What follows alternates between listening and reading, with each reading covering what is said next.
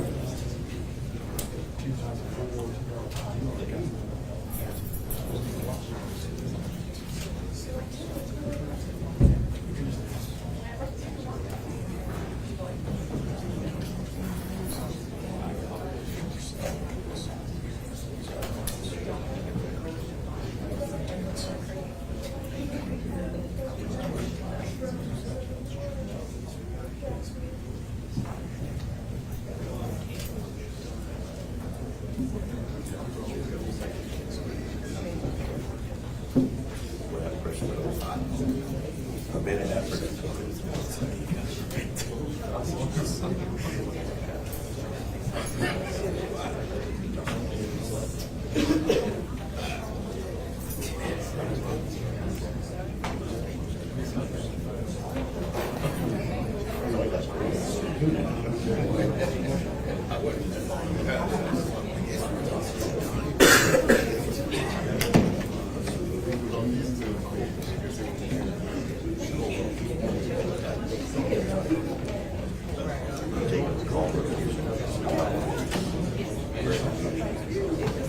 Jack.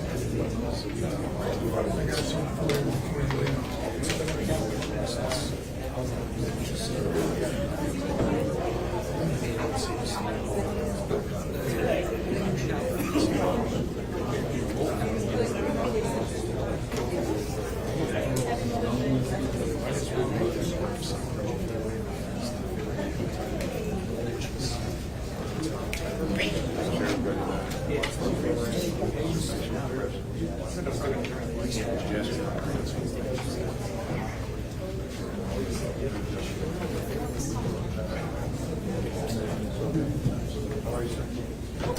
Yeah, I've got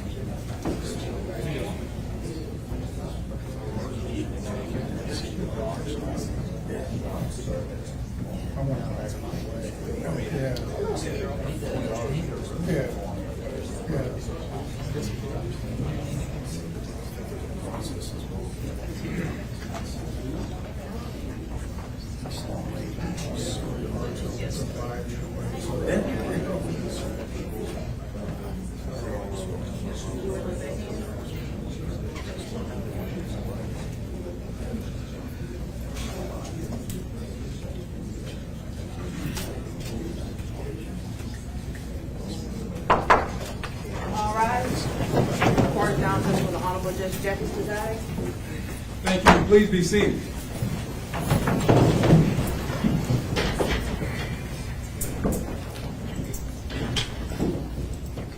All right. Good morning, everybody. Welcome to the City of Columbia Municipal Court. We are here in the matter of the state of South Carolina versus Alexander Dickey. Is Mr. Dickey in the courtroom?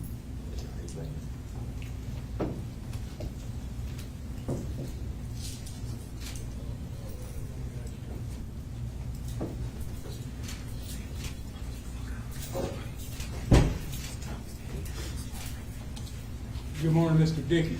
How you doing, sir? Good. Mr. Dickey, you are charged in the Court of General Sessions here in Richland County on the charge of murder, burglary first, 2 counts, possession of a weapon during the commission of a violent crime, 2 counts, grand larceny, 3 counts, financial transaction card theft, 3 counts, and possession of a firearm by a convicted felon. So that's a total of 12 warrants. In sequence, they are 2025-0402, 160-1544 through 1555.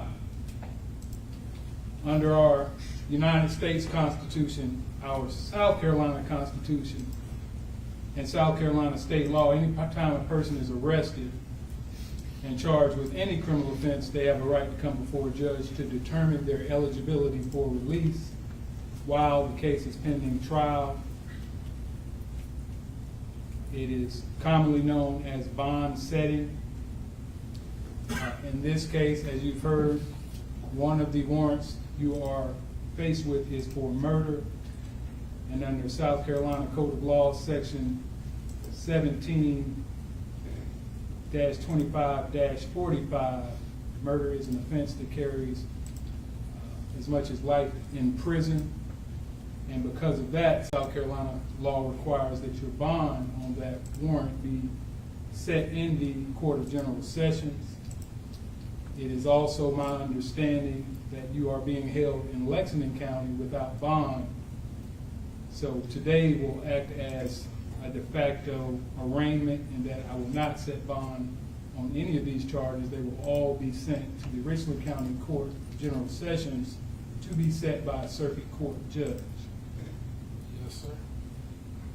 Now, when your case does go to trial, you have both the right and the obligation to be present in court anytime this case is called for any hearing. If you are not present when the case is called, a bench warrant will be issued for your arrest if you are out on bond. Yes, And when sir. that bench warrant is served on you, you will be brought back to the jail and remain in the jail until these charges are disposed of. Also, by failing to appear, you may have forfeited any bond that you post in order to be bonded out, if you are able to bond out. And you could face an additional criminal charge for failure to appear in court. Yes, sir. You do have a right to an attorney. If you cannot afford one, one can and will be appointed to represent you. You'll be provided the application for court-appointed counsel, and if you fill it out, the court will consider your application for court-appointed counsel a public defender. You also have the right to represent yourself without an attorney. It is my legal duty, however, to inform you that self-representation, proceeding without an attorney at your next court date or any other court date, can be very dangerous. Criminal defense is a highly technical and specialized area of the law, so there can be certain factual, legal, or other types of defenses to the charges you're facing that if you choose to proceed without an attorney, you may not be aware of. There could be issues related to the conduct of a guilty plea or a trial that could arise in the future that you might not be aware of, and it would be your attorney's responsibility to make you aware of any and all issues and how to properly address those issues before the court, and if necessary, preserve those issues on appeal. There could be collateral consequences to a conviction that you're not aware of, including but not limited to an increased penalty for any subsequent offenses, the suspension of your driver's license, the restriction of your right to possess firearms or ammunition, or your immigration status could be affected. So if you do choose at your next court date or any other court date to proceed without an attorney, understanding that you yourself will be responsible for complying with all the applicable rules of court, including rules of evidence, procedural rules, and proper behavior before a judge and or a jury. Understand you do have a right to a jury trial to dispose of these charges. In the Court of General Sessions, you are presumed to be requesting a jury trial until and unless you formally waive that jury trial right on the record in court.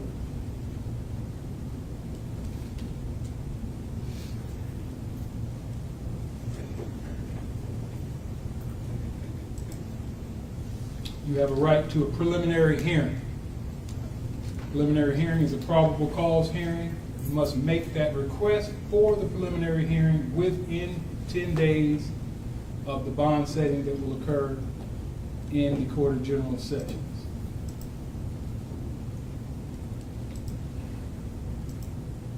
Mr. Dickey, do you have any questions about anything I have told you here this morning? No, sir. All right, thank you very much. This court is adjourned.